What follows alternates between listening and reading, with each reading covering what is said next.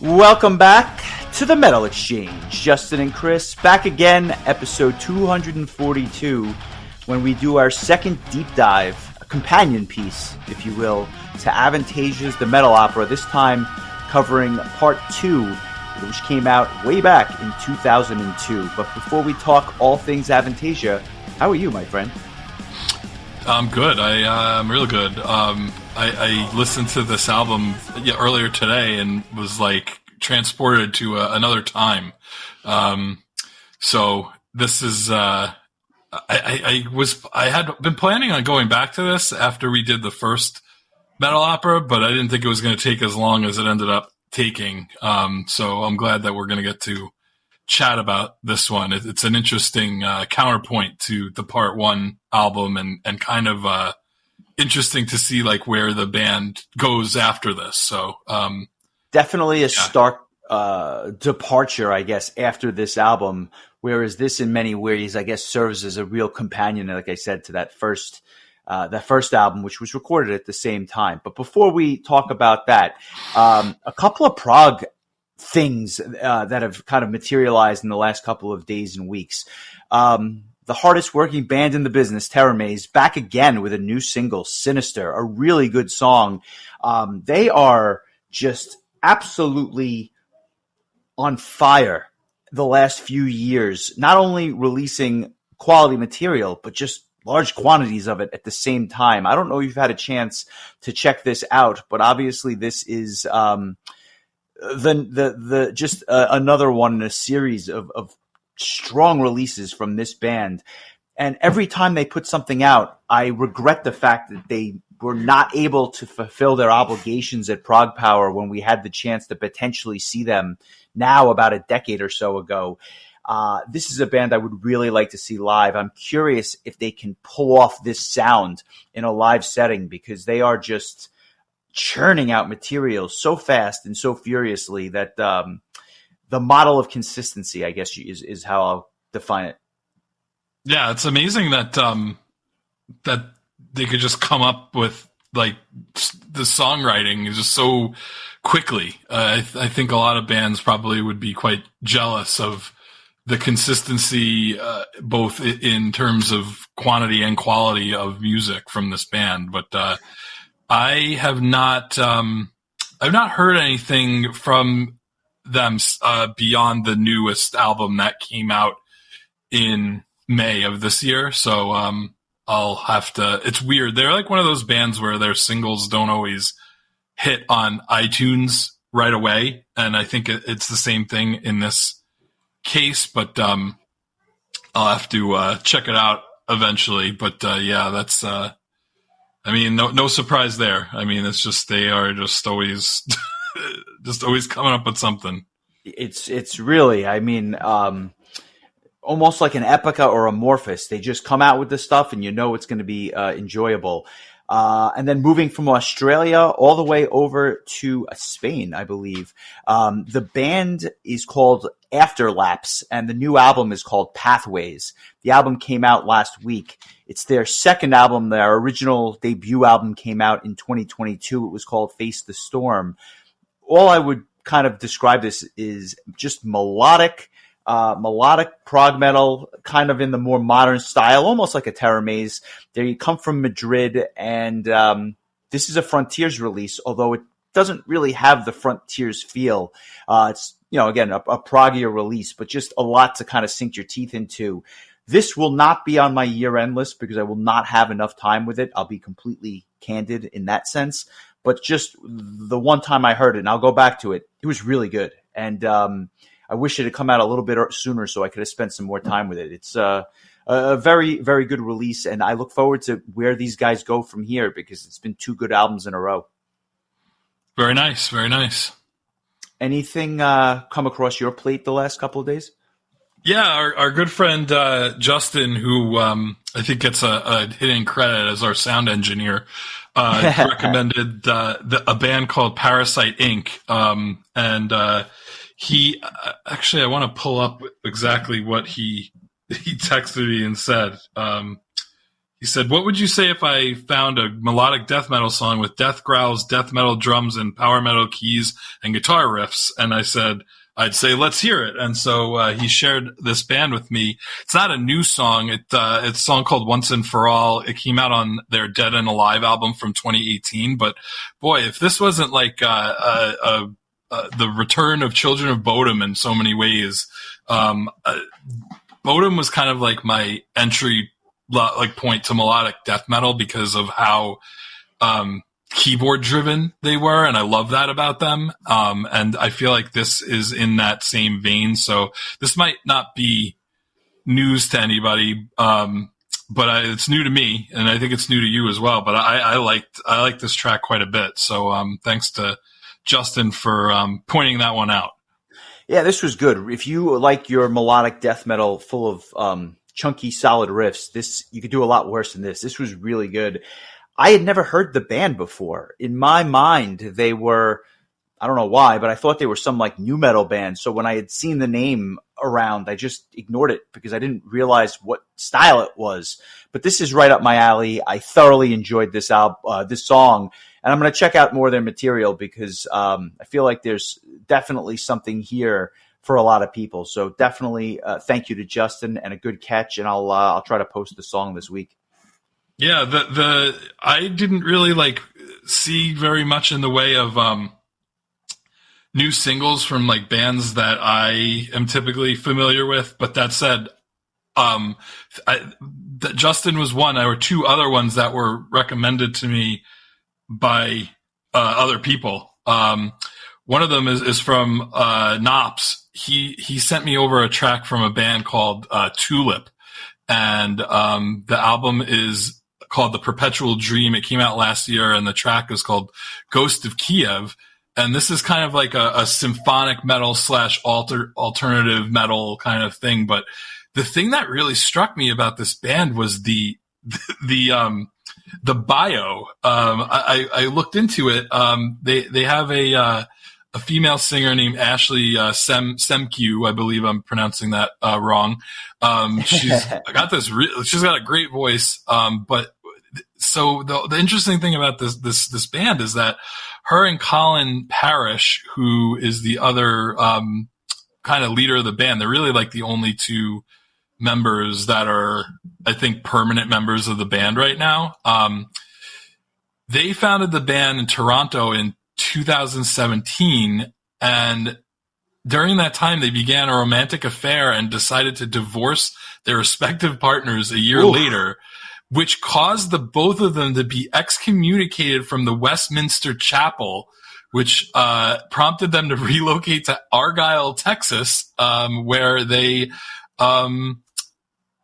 where they continue on to this day. And the Tulip is actually an acronym for the 5 principles of Calvinism, which I'm assuming it was the church that they were a part of. But I just thought that was such a fascinating origin story for a band. So I got a real kick out of that after Knopp sent me that. So I would definitely recommend checking that out. I happen to like the song quite a bit. And then another friend of mine who happens to share the same name as my girlfriend, Kelly, she messaged me the other day on Monday morning and said, "You're never going to believe this, but my gym this morning was playing," oh man, I'm going to screw this band name up, but a Fanimer on the loudspeakers this morning. And I was like, I don't know who that is. So she sent me a song by them called Path of the Wolf.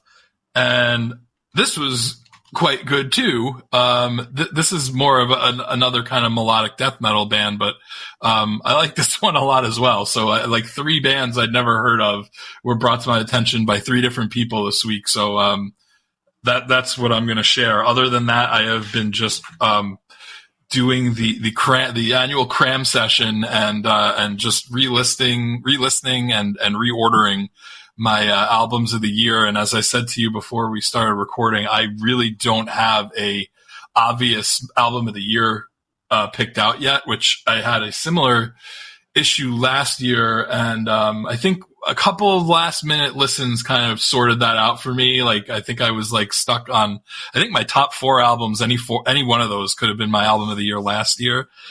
So I'm heading down a similar path, but I will have chosen something by the time it's time to announce all that. But man, I tell you, like, it's some years there's just a real obvious choice, and I know it immediately. But this year and last year just was not so much the case for me. Just a lot of really good stuff, but not anything that was so like that just bowled me over to the point where I was just like, yeah, that's it. That's my album of the year. So still working my way through.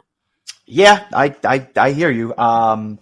It was a little more obvious for me at the top, but I don't know that I would call anything like an instant classic, 10 out of 10 right out of the box or anything like that. The last Halloween album was just like, I knew it the first time I heard it. I was like, this is the album of the year. It could have been January 1st, and I would have been like, yeah, this is the album of the year. Like, sometimes you just know. Sometimes you just know. This year was, and I'll get into more detail on this when the time is right, but this was by far the hardest year for me to put together a list.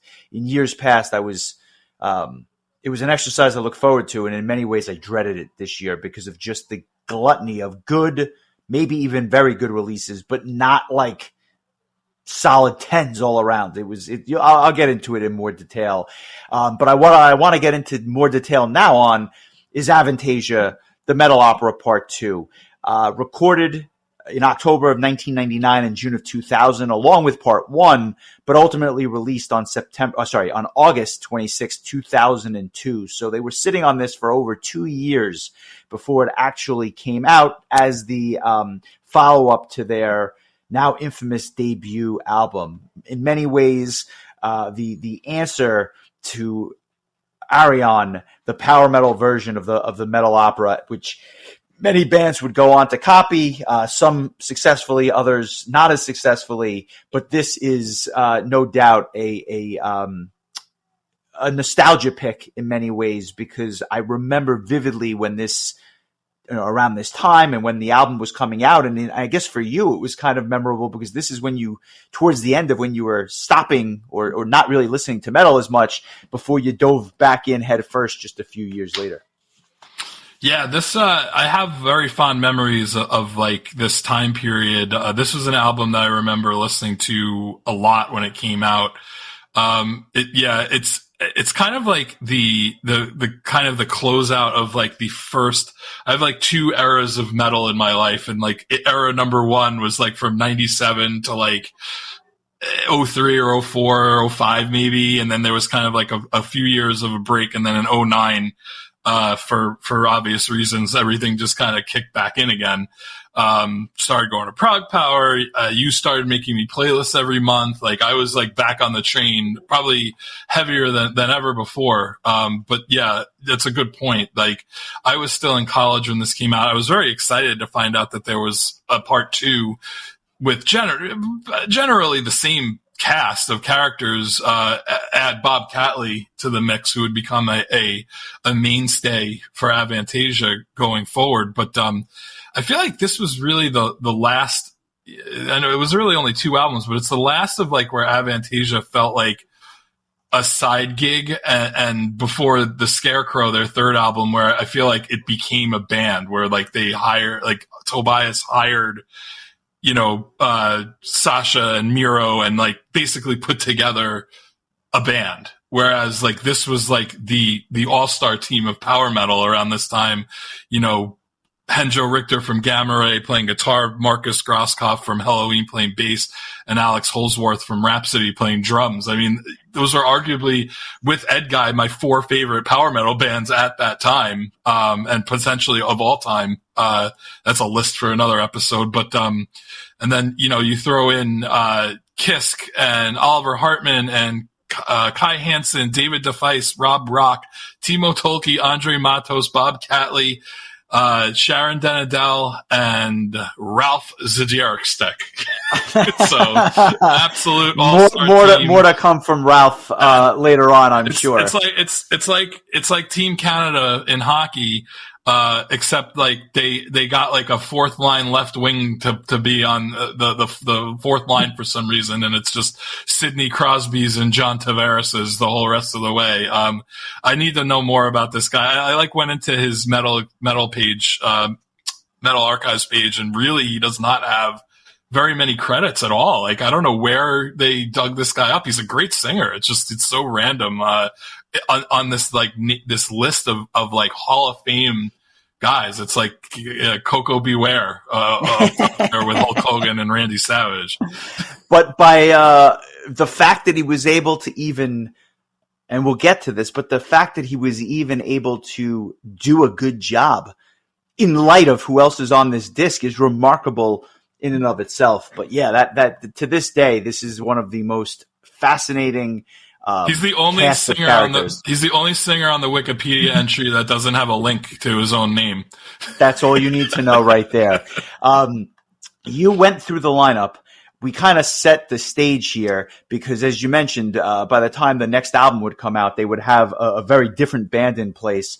So, let's just get into it because most people have heard the album. For those that haven't, stop listening to this podcast, go listen to the album and come back in an hour.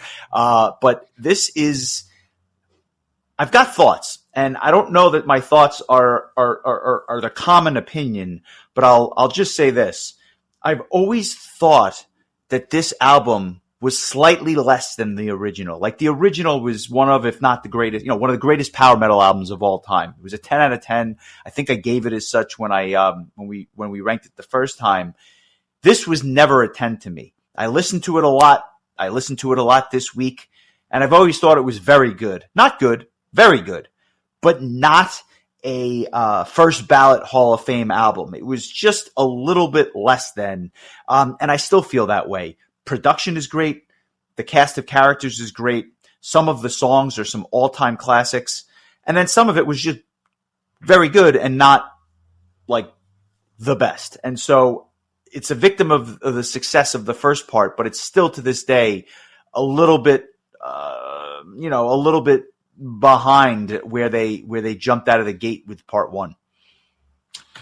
Yeah, we both gave part one a 10, which might be one of the few times we've done that.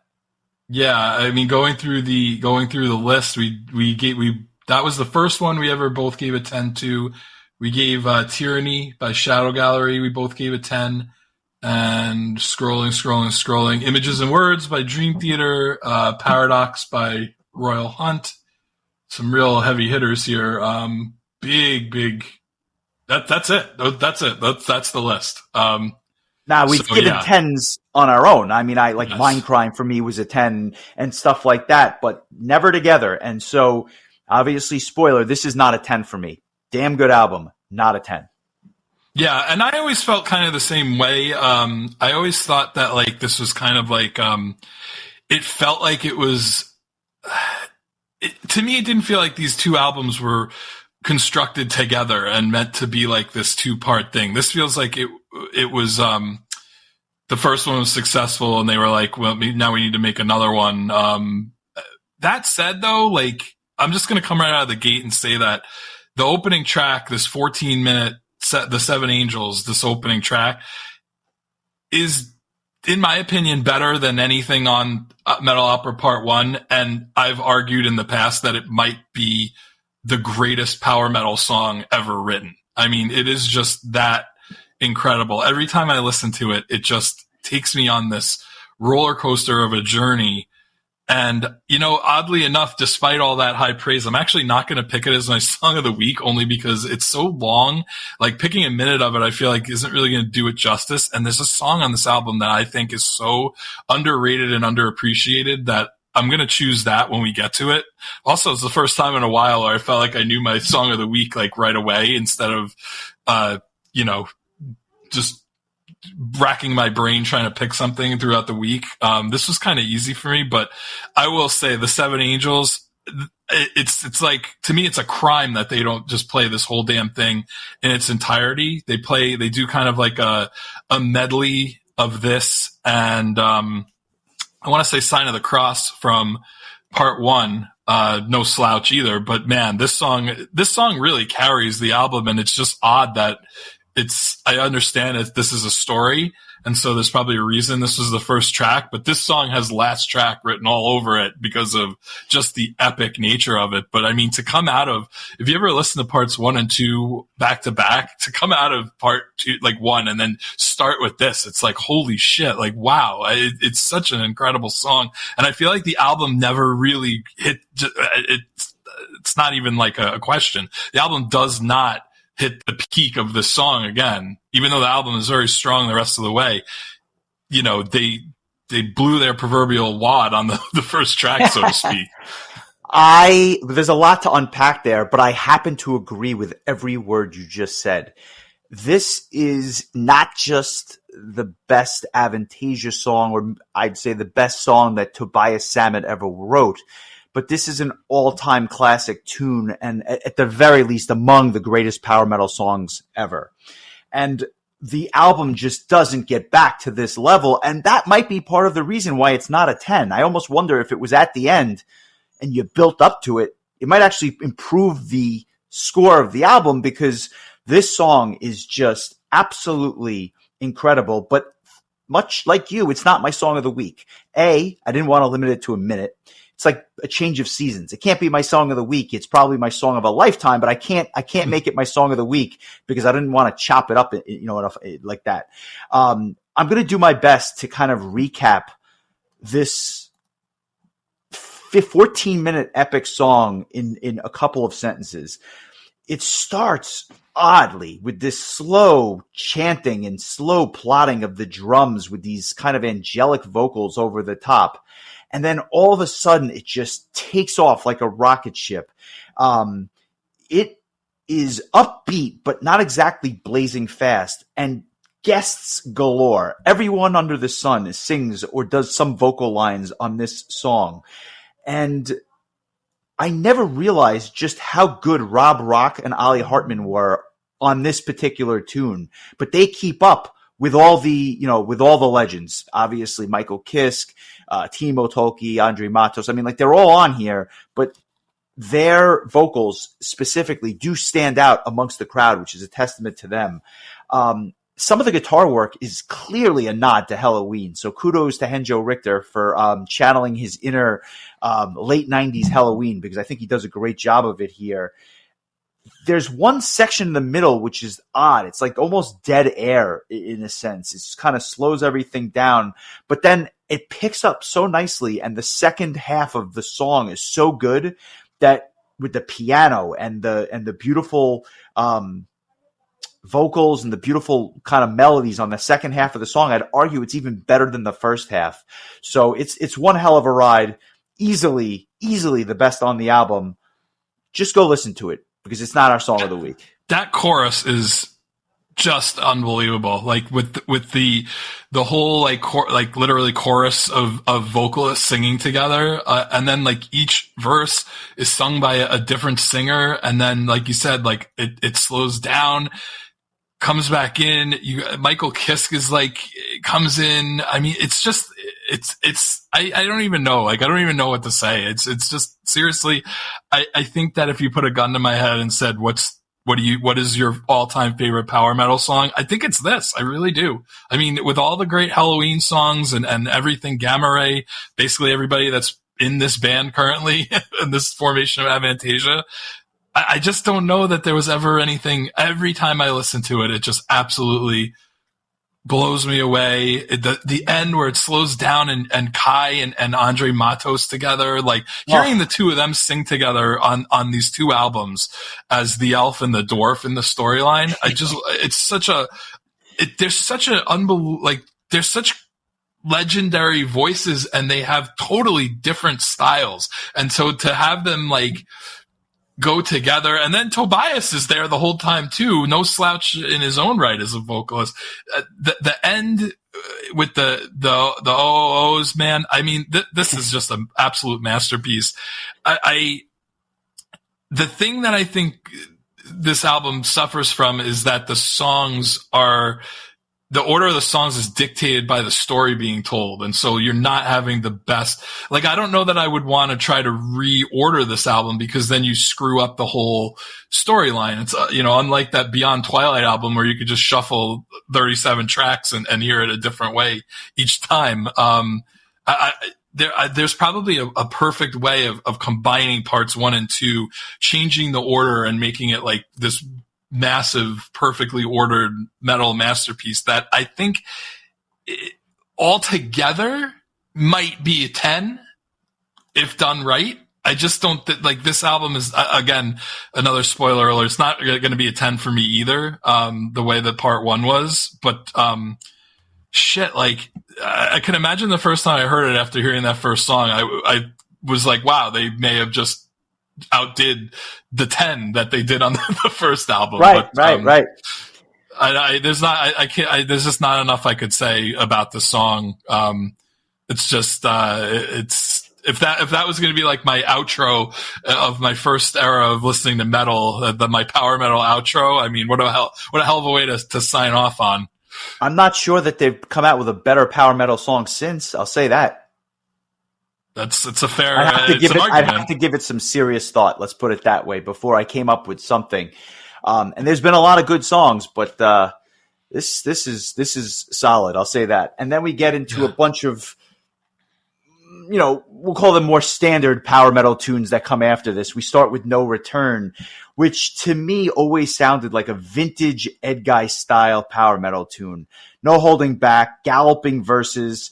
And, again, this is before Michael Kiske was back in Halloween. So to hear him do lead vocals on a track was always a treat. I loved it on the first album. I love it on this album. The chorus is catchy as hell, but what really stood out to me were some of the drum fills. Some of the drums on this track are fantastic. And credit to Toby for even keeping up with a younger Michael Kiske, who at this point was still very much in his prime, which, speaks a lot to his vocal prowess. A good song, but it suffers from having to follow the Seven Angels because it's not that, but it's a good song. Yeah, I think it's a great song. I love, again, like Matos comes in towards the end of the song. And I was saying to you earlier, like whenever I hear Matos singing, I feel emotions. It's like, he's a legend to me. Like that he was on the very first mixtape of metal songs I ever heard. Like that to me, like I know some people don't love his vocals, like, which to them I say, how dare you? I just absolutely love it. And it's cool to hear him outside of Angra, because this is, around the time where he was no longer part of Angra. So to hear him do something, different that wasn't Angra or Shaman, but just like, something Tobias was clearly writing for him. This is, Kiske and Matos and Tobias Sammet, 3 of my all-time favorite singers on this song. It's just a great power metal song, just chugs along, and it's a great tune. And again, its only fault was following the greatest power metal song of all time. But, this is a song I really, really like a lot. It's one of my favorites on the album, and, really good stuff. And I like it as well, but it suffers from, again, placement, the first song being what it was, but the next 3 songs for me are even better. And we start with The Looking Glass. This one is a bit slower paced, but the melody here is just infectious. The riffs slightly generic, but the verses very, very good, and an outstanding chorus. It is the first of 2 Bob Catley guest spots in a row, and I was not terribly familiar, if at all, with Bob Catley at the time. But I grew to love his vocals on these albums. I began listening to the Magnum albums as a result. I had the pleasure of meeting him in Quebec City, of all places, at an Avantasia show, and he was like the nicest guy in the world.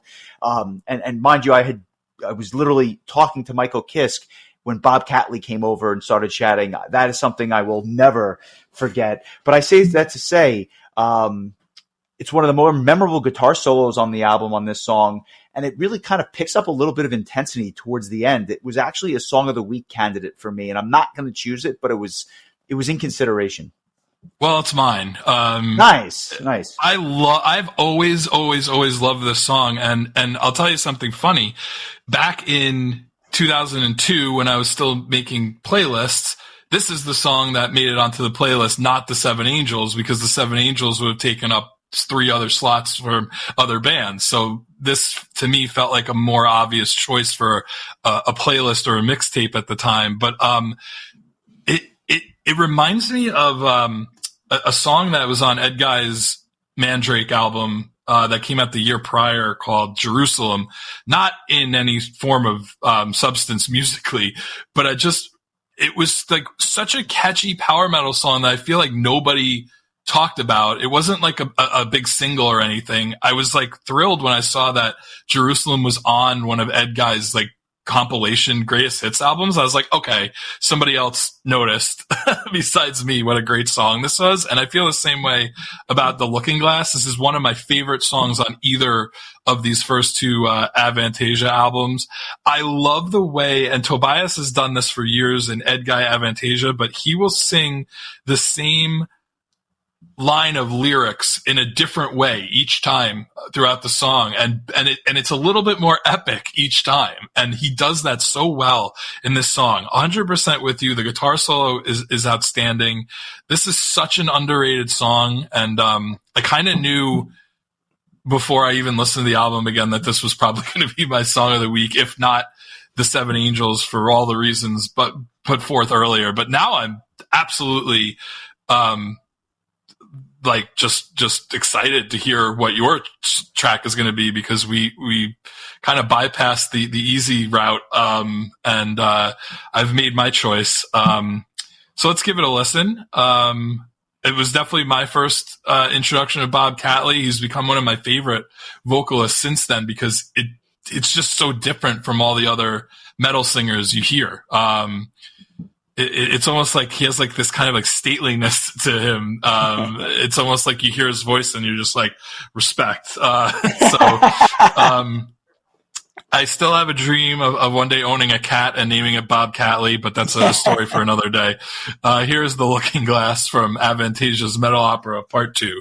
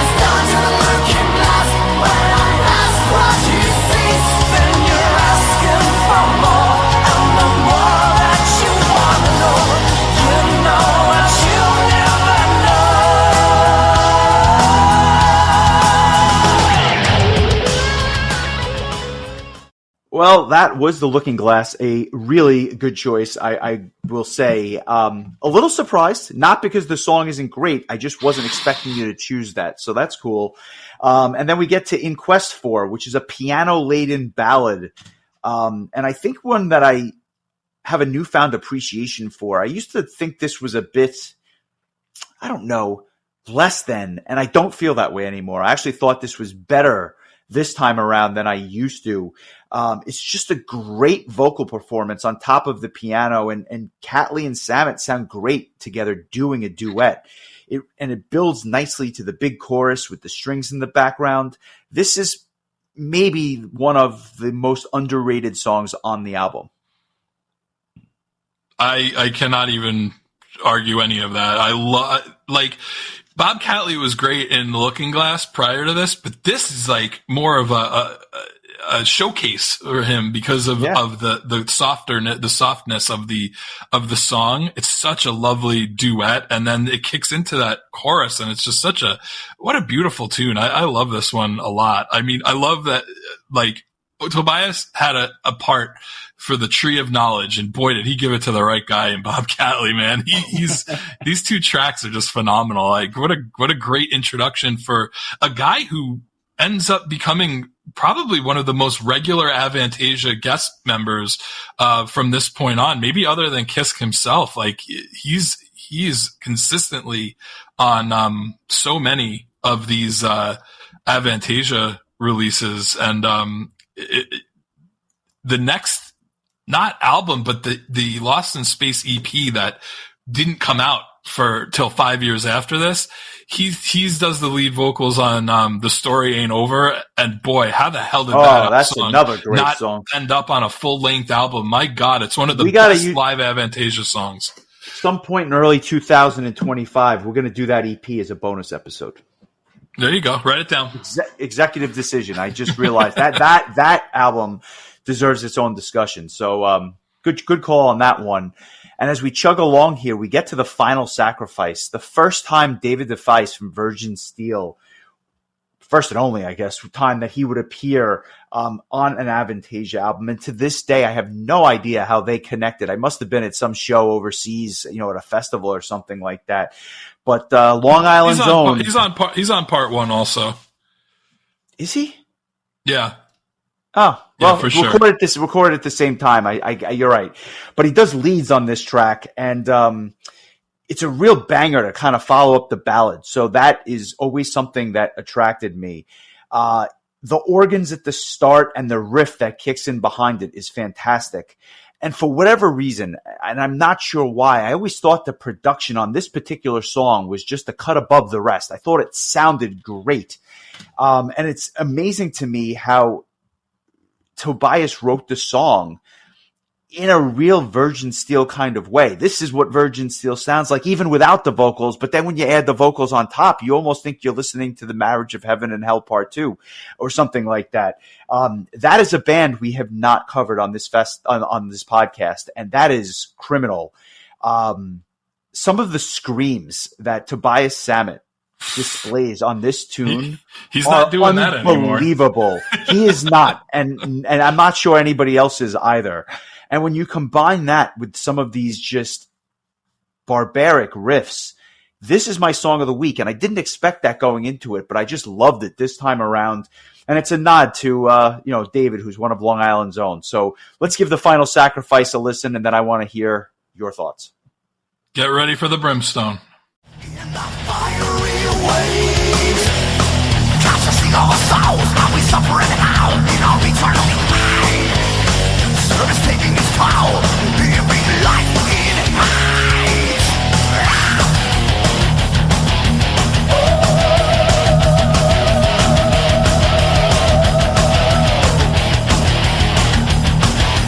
Oh, I see you standing out, shroud of castigation now. You don't wanna burn no more, so pull us out. Get ready for the brimstone. Now, and this is all the ice. The power of the spirit was a final sacrifice. Get ready for the brimstone. Now, and this is all the ice. The power of the spirit was a final sacrifice. Get ready. I don't know if we've ever talked about this track, even off air. What are your thoughts on The Final Sacrifice, and how does it compare to the rest of the album for you? It's possible we mentioned it when we did part one, because this was actually originally a B-side on the single for the title track, or I guess it's not really a title track. The song Avantasia was a single that was released before part one, and I guess it's technically, I don't know if it's, I guess, considered like a demo version of this track. This is definitely a re-recorded version of what was on that single. I really used to not care for this song, and I've really changed my tune about it. I don't know what it was about it. I don't know if it was like the aggressiveness of it, or it felt like it didn't fit in, but like David DeFeis to me has been the closest thing to Eric Adams in metal. Because I don't think anybody really sounds like Eric Adams, but I think David DeFeis is the closest, but just with a little bit more of a harshness to it. And I gotta say, man, like I was led to believe at a young age that Virgin Steel was a much bigger deal than they really are. Because like back at a time where you're only being told about a handful of bands, like that just happened to be one of them. I'll never forget one of the many lists that I received from Pat when he would be like, you got to get this, you got to get this, you got to get this, was Invictus, which was Virgin Steel's album from 98. And I remember somebody bought it for me. I put it on a Christmas list or a birthday list and I got it. And I was like, holy shit, this really is unlike anything I'd heard at that point. And let me tell you something, like we've never done a Virgin Steel episode. That would be my choice, even though they have a lot of good albums before that and maybe a handful after. That album is outstanding, but it's great to hear him here because it brings a completely different vibe to the table than all these other vocalists. And it's great because his character, much like in part one, is meant to play, just a bit of a scarier kind of character. And I think he's the perfect guy to cast in such a role. So to my knowledge, I don't know that he ever does another spot on an Avantasia album, but I'll check and, I don't think he does. If you need a laugh, go to Wikipedia and look up his Wikipedia page and look at the photo of him. You'll have a laugh. It's good, but I'll say this. I've got some stories about not only Virgin Steel but Dave Device as well. But I'll save them for when we do Virgin Steel in long form at some point, I'm sure. Some good stories there. I actually did hear, as a complete aside, not to hijack the song, but I heard that they are doing some festivals over in Europe next summer. So I'm wondering if maybe we'll get a show stateside, possibly, in my neck of the woods. So something to think about. They have put out some of the weirdest albums of late. Like their last handful of albums, I've listened to once and just been like, I'm good. Like that. I have not. They did some really great stuff at the turn of the century with the House of Atreus Act 1 and 2, and the last three albums did not click for me. It's like they've become a parody of themselves. Like a lot of like what we've said about Yngwie in recent years too. It's almost like it's I don't know. But I will say, I don't know if you remember this, cause it's like, God, 10 years ago, Timo Tolkki had a project called Timo Tolkki's Avalon, and the second album was called Angels of the Apocalypse, and David DeFeist does a guest spot on that album. And that was like one of the more modern times that I've heard him outside of Virgin Steel. So it was cool to hear him. He sounded just like classic David. I was happy to hear it. And again, like just a guy with such a unique vocal style that it's great to hear him. Yeah, no arguments from me. Now we get to the back half of the Metal Opera Part 2, and we start with the big Rob Rock vocal spot on Neverland. This was another song that I kind of forgot about. It screams Ed Guy, and I would say is another personal favorite of mine off the album.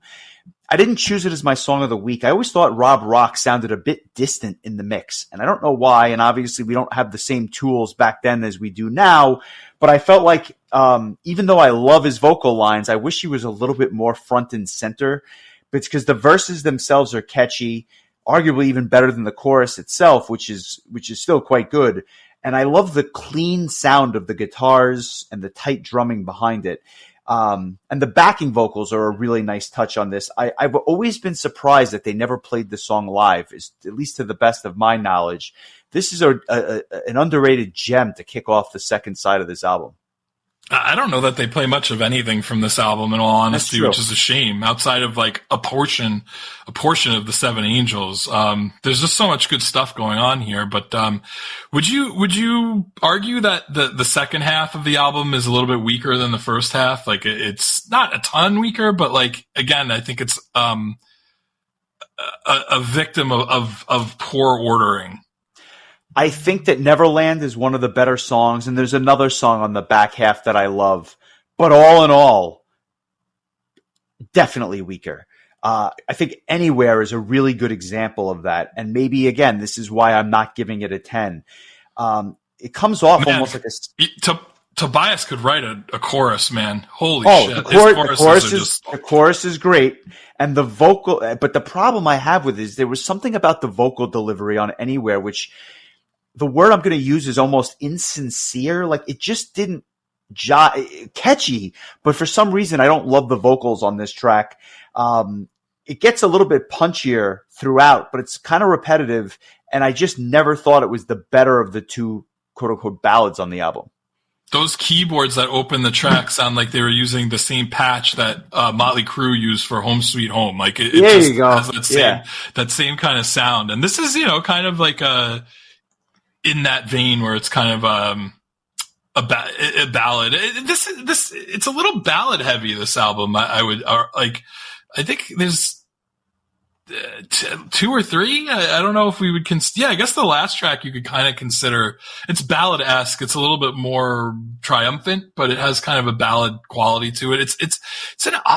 The pace of the album is just odd to me. And that's really like the big downer, I guess, for me. But, I like this song just fine. I think this is the only song on the album. It might even be the only song on either album that doesn't have any guest vocalists. It's just Tobias by himself. And God knows the guy writes a hell of a ballad. He did it for years in Ed Guy, and he's written some good ones for Avantasia.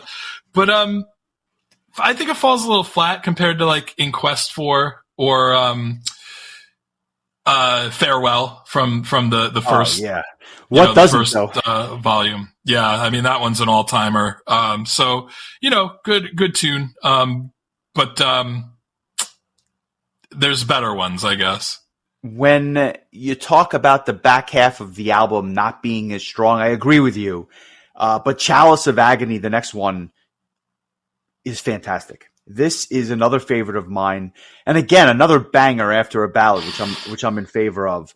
I love the way it starts off with the drums.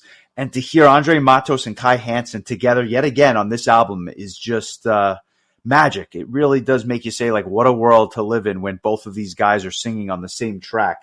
The song itself reminds me a lot of the song Avantasia from the first album, especially in the construction of the verses. One of the things that I don't really talk about much on this album, but the bass lines are really, really good. And I don't think I really noticed how prominent or prevalent they are, but they are on this song. And there are times where I'm listening to Kai's vocals and I'm just thinking to myself, man, what an improvement over Walls of Jericho. Like in a mere 15 years, he just sounds so much better and so much of a better singer than he was. Again, it's a different style, but he just sounds so clean on this song. I really enjoyed the song a lot. It was nearly my song of the week as well. As a sidebar, I had read that Kai has written more songs for the next Halloween album. He only had one songwriting credit on the previous one. So I think that's has me intrigued. Yeah, it's going to excite a lot of people. I think you were one of the people who agreed that the one song he wrote was the best song on the entire album that they released. No doubt. So, no doubt. Yeah, we'll see. I mean, with him and Wyke and like Andy and Sasha, like all writing together at the same time, like I'm so excited. This album has such an impossible standard that it needs to hit whenever it comes out. I'm hoping it'll be out next year. I mean, is it weird that I know my album of the year for 2025, but not 2024? It's weird that you haven't heard it and you know it's your album of the year. So there's that. Well, we may have to circle back to this episode and say, how the hell did he figure that one out ahead of time? The Mighty Karnak speaks. Getting back to the track, though, this would have been my song of the week if not for The Looking Glass. This is like everything I love about power metal. Just blazing fast guitars. The drums are just double bass wonderfulness. Like, and again, some of my favorite vocals. It's a little bit more like upbeat stuff for I feel like Matos got a lot of like ballady lines in the first two Avantasia albums. This one has a little bit more balls to it, which is great. But yeah, I love him and Kai together. It's such a phenomenal combo, as I had said earlier. But yeah, great song. Like it's the songs that are really great on this album are close to 10s, if not, 10s. The first track is certainly a 10, but there's just it's a lot of really good stuff on this album. It's so hard to A, follow the Metal Opera Part 1 and then B, follow the first track on this album. It's like it's just hard to do, but this is another real banger. So great tune, and 2 more to go. Well, with that, we get to Memory. What are your thoughts on this one? I know it's obviously a bit slower than Chalice, but arguably just as heavy. But before we get into the details, any prevailing thoughts on this?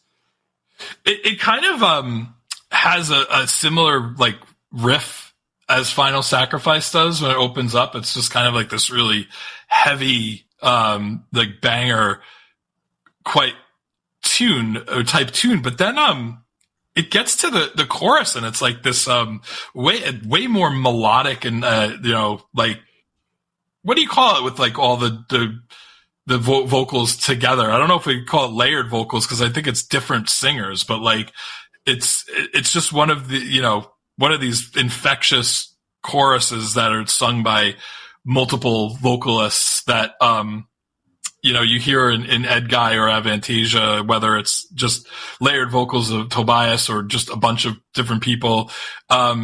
It's a good song. It's not like one of the better songs on the album, but it's catchy, and it's and it features the vocals of one Ralph Zidiersteck, who, again, I really can't name another songwriting or vocal credit for this guy, but he's a hell of a singer, and he really fits in great here. But again, this is just like one of those misplaced songs, because how do you follow the Seven Angels and No Return and Looking Glass and Final Sacrifice and Chalice of Agony? Like you really, really like hit a lot of your home runs early in the game. So it's not a bad song, but it's just like, I feel like these last 2 tracks kind of, they're a little bit lackluster in comparison to what they followed. Michael Kiske, Andre Matos, Bob Catley, Ralph Zidiersteck. That's all I'm going to say. This is a good song. It's just not great. This reminds me of what Ed Guy would do later on in their career when they moved away from the power metal, went a little more in the hard rock vein.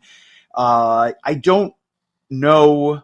I think it's just the verses being kind of pedestrian, which is why I don't adore the song. It's good. I don't need to skip it, but it's just, no disrespect to Ralph Zidiersteck, because his vocals are actually rather enjoyable, but it's just a good song. And unfortunately it's not one of the best on the album. And then you get did you think at the time that like Tobias found this like this vocal prodigy, that he was going to end up in like some band you never heard of that was going to blow up? Because I kind of did. I was like, he's the best kept secret in metal. You haven't heard of Ralph Zidiersteck yet, Yeah, and here I am 20 plus years later, and I still have no idea who this guy is.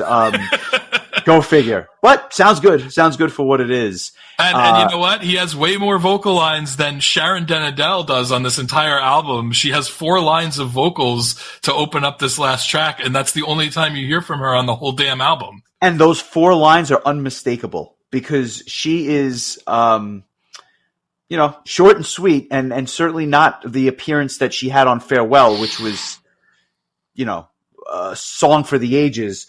But this is a weird song for me. It's like intoxicatingly catchy, but it kind of sucks. And I just don't understand why. If it wasn't a closer, this would be a terrible song. But for some reason, as the final track, it kind of works. It's just repetitive and drones on a bit. And I don't know that the album needed a third ballad, which this kind of serves as. I still don't know what to make of this song, and I've heard it 1,000 times. Your thoughts? Yeah, I mean, I don't think it sucks, but it's just like it might be my least favorite song on the album, and that's such a crappy way to end an album, especially when my favorite song on the album was the opener. So like, it only went downhill from there.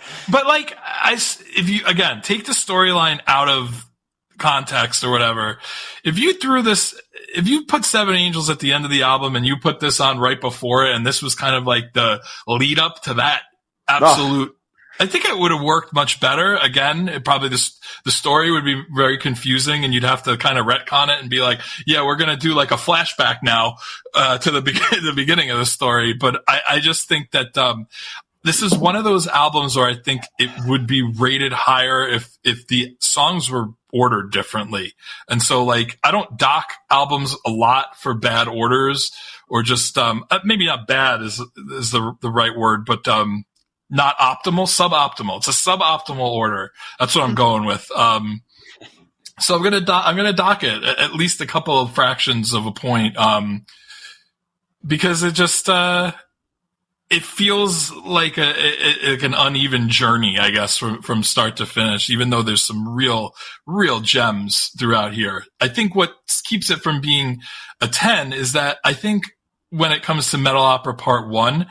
There's not a bad song. There's not a good song on the album. Every song is fantastic. Like, and that's what a 10 is. A series of perfect songs, or, well above average, great songs, or better.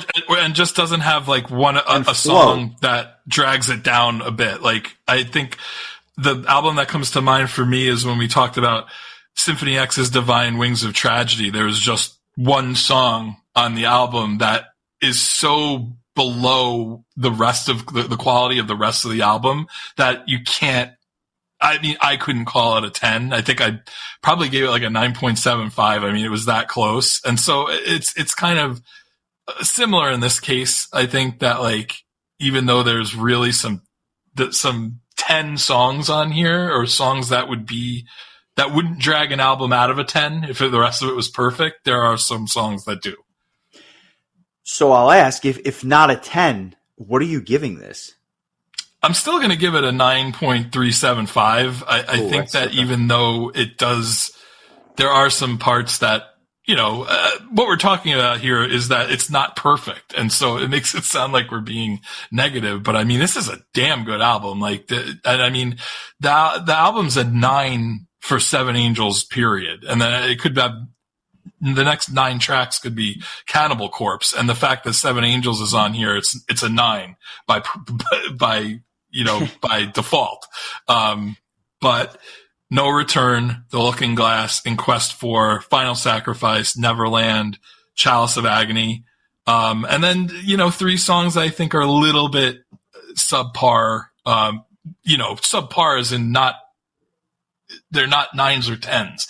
And so I think that's what pulls down the score a bit. And then again, the suboptimal order, I think, also pulls it down a little bit. Like, I think you reorder this album, it's probably a 9.5, maybe even a 9.75. It's definitely not a 10, no matter what the order, I think. But, it's just, I always just found it to be like a little weird, like just the way that it all came out. And so, this kind of felt like going back in time and like diving into what made me feel that way, because, that first volume was just like, you couldn't follow it. And then they came close, but, it just wasn't a 10, the second time out. I agree with you. And I will say that I struggle with the score because it's kind of unbalanced for the reasons you mentioned. I can't give it a 9.375 or whatever number you just came up with, because it does get pulled down, despite the fact that there's songs on here that are 12s. I mean, all-time classics, and other songs which I would clearly have it as a 10 as well. So I'm going to give it a 9, which is obviously a very good score, but there are better power metal albums than this. And once you get up to 9.5 or above, you're talking some of my all-time favorites. And I just think it's an insult to the original to be that close to it. So I'm going to give it a 9, because the first one is perfect. That being said, Glad we did this. And next time we come back and do some Avantasia long form, we're going to go in a different direction because the band would change dramatically after this, and kind of stay in that vein even to this day. And they have a new one coming out next year, which I'm obviously looking forward to. It's just the days of the metal opera, I think, are behind us in many ways. So you have to see them live and hope that you catch one of the two of these songs in a live setting. It's going to be interesting. Like the Scarecrow, which comes out, 6 years later, I guess, or 5 or 6 years later. I remember when I first heard it, and like where I was in my life at the time that the Scarecrow came out versus where I was in my life when Metal Operas Part 1 and 2, 100 years could have, might as well have passed by in between those albums. So, I look forward to doing, Avantasia kind of lost me after the Scarecrow until probably, what was the album they were touring when we saw them in New York? Ghost Lights? I believe it was Ghost Lights, yes. Yeah, so there's 3 albums in between Scarecrow and Ghost Lights where I don't know if I even listened that closely, to be honest. But there's definitely some songs on there that they've played live that I like a lot. That was like the lost years for me with Avantasia. I will say this. I'm pretty sure I have mentioned this on the podcast in the past. I'll mention it again because it's all the more apt at this time. Go check out the live DVD that I think it's the only one that Avantasia has. It's called, as I look it up, The Flying Opera. Came out in 2011. And one of the reasons why I am such a big fan of this, first of all, it actually goes back and forth between 2 different festivals in Europe, Wacken from 2008 and Masters of Rock in 2008. And it kind of bounces back and forth between those 2 sets. However, because Michael Kiske was not available, Andre Matos does most of the Michael Kiske parts, including an incredible duet on Reach Out for the Light with Tobias. So if you're a fan of Andre Matos, this is a blast. So it also features Bob Catley, Kai Hansen, Jorn Land. So Amanda Somerville also is part of this. She does the Sharon parts in Farewell, and so this is great. This is like during the glory days of great metal DVDs. I missed that era. I went through a phase where I just bought the shit out of whatever anybody came out with a DVD, and I bought it, pre-ordered it. I just whatever. I have a whole Plex server of just, you want to watch a Freedom Call DVD, I'm your guy. Like it's so, and this is one of them. It is definitely worth watching. I wish they would release something a little bit higher quality, because when you go back and you watch those DVDs and you've been spoiled by these amazing Blu-ray concerts, Within Temptation's Black Symphony, I think was like the first one I ever saw, and I was like, oh my God, I've been watching concert DVDs the wrong way my whole life. This is incredible. Man, well, I'll say this, with all the metal festivals in Europe and all over the world that often film sets, I think the market has diminished a little bit, because you can see live pro shot performances from almost all of your favorite artists. And that, in my opinion, didn't absolve the need or the desire for these things, but like, well, you combine that with physical media kind of dying a slow death, and also, we're talking about bands that weren't making a killing selling DVDs to begin with. So and like, it's an expensive proposition to make. Yep. Dream Theater would consistently release DVDs and Blu-rays, and even they've slowed down in that department. And they're a much bigger name than some of these other outfits. So like, it's just even Halloween, they just released they just released a Blu-ray, and it just feels like it's so infrequent. I remember thinking like every month there'd be a DVD that I'd want to get, and now it's just a lot less frequent. And then I don't really even find the time to sit down and watch them as much as I did, because it used to be the perfect thing to put on when you were just hanging out with friends and having some drinks, and you just put it on in the background, and it's almost like you're at a concert, but you're in your living room. And I used to love that vibe. So I kind of miss doing that. But that was always like the perfect venue for watching these sorts of things. I remember me and you watching the Gamma Ray anniversary live show. I think it was during the pandemic. Was it like an empty arena type of broadcast? I can't remember, but I remember us watching that. And again, over a couple of glasses of wine, it was a good time had by all. No doubt about it. So, hope we did some justice to the Avantasia album. I look forward to revisiting them in the not so distant future. I just want to mention a couple of tours that I found interesting. Arch Enemy going back out this spring with a number of bands, starting the shows out in California on April 14th. Coming back and kind of ending things at the Milwaukee Metal Fest on May 18th. Obviously, some lineup changes for them, but the singles sound good. So I have some high hopes for this particular album, and obviously the corresponding tour. I've never seen Arch Enemy live. I feel like that is something I need to do. And then an interesting... I saw they added Devin Townsend and Tesseract to that Milwaukee Metal Fest lineup as well. It's an interesting lineup. It's got a little bit of everything. I think that if you like metal, you'll find something on there you like. It's just not enough to make me travel for it, but the lineup is quite interesting. That's something we should talk about at some point. Metal, we could do an episode on metal festival, like tour, more metal tour, like festivals, and just like kind of critique some of the summer lineups for next year. But I digress. Another tour. Summer bad. Yeah, exactly.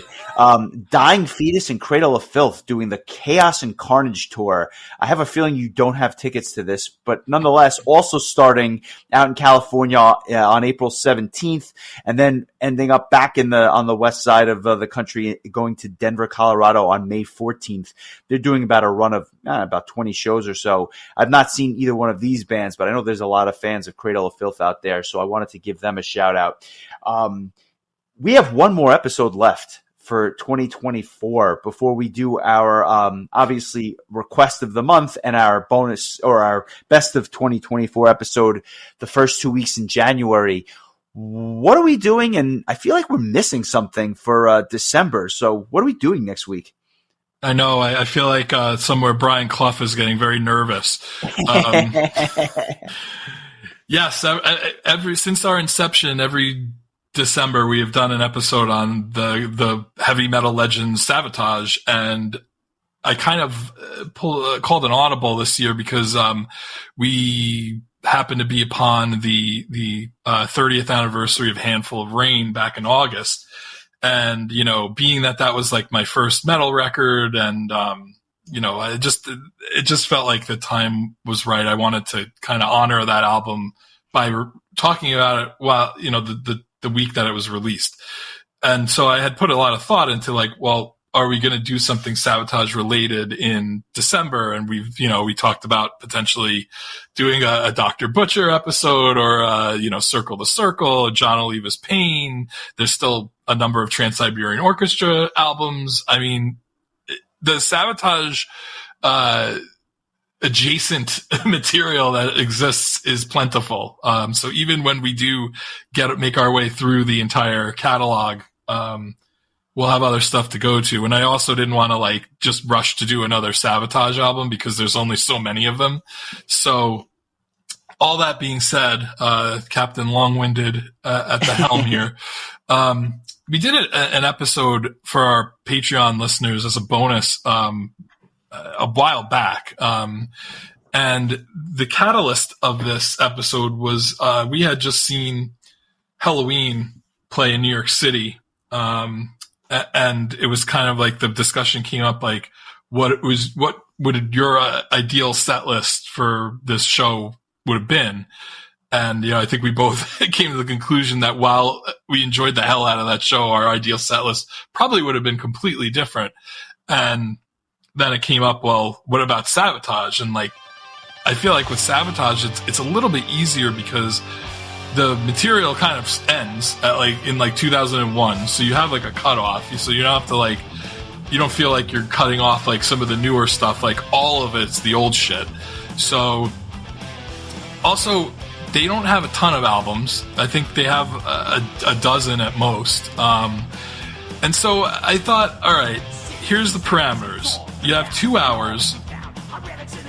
Make the ultimate Sabotage set list. And so we both went out, we set out to do that, and we recorded an episode kind of sharing each other's ultimate set lists, and we're going to share that now with the general public and have everybody be able to hear that, and it'll be a way for us to give ourselves the week off for Christmas, and at the same time play something that the majority of our listeners have not heard, and also I think is apt because the band is announcing a whole bunch of shows in Europe for next year, and hopefully that leads to some more shows being announced in the US for us to go to. But the idea behind this set list, I will say, is that both John and Zach would be present for these dream set lists. So I may even go back and re-listen to the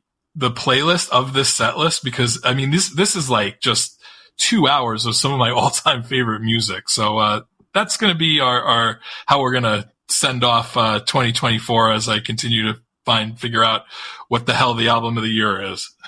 Well, I had fun doing the episode. I want to do it again for a number of other bands. But yeah, we're going to do a bonus episode of our Ultimate Skylark set list taking place in the state of Arizona. So don't you worry, that's coming up. But no Eddie Antonini solo songs allowed. But I digress. That is just a peek behind. Just a peek behind what the Patreon is all about. If you're piquing your interest, consider joining. Obviously, it helps support the show, and we appreciate all those who are members because we appreciate you. So, yeah, this was fun. At some point, we'll probably do an all-time Avantasia set list or an all-time Ed Guy set list, all bands that I think would warrant that kind of a discussion. But we will come back with new material again right after the new year. And two of my favorite episodes are coming up. Not only January's Request, which I happen to think is going to be an interesting discussion, but also our year in review. So this is fun. I hope you have a wonderful Christmas and enjoy the holidays. And I'm sure we'll be doing this again real soon. I'll just say this. My ultimate Ed Guy set list would probably piss Tobias Sammet right the hell off. I don't think he would play 90% of it. just for no other reason than he wouldn't want to have to sing some of the harder songs to sing. But yeah, that would be fun. That'd be a fun band to do that for. So yeah, I echo your sentiments. Happy holidays to all. And when we see you again, at least when the next time we're covering an album, it'll be January of 2025. Happy New Year, everyone. We'll see you soon. Take it easy, bud. Take care, bud.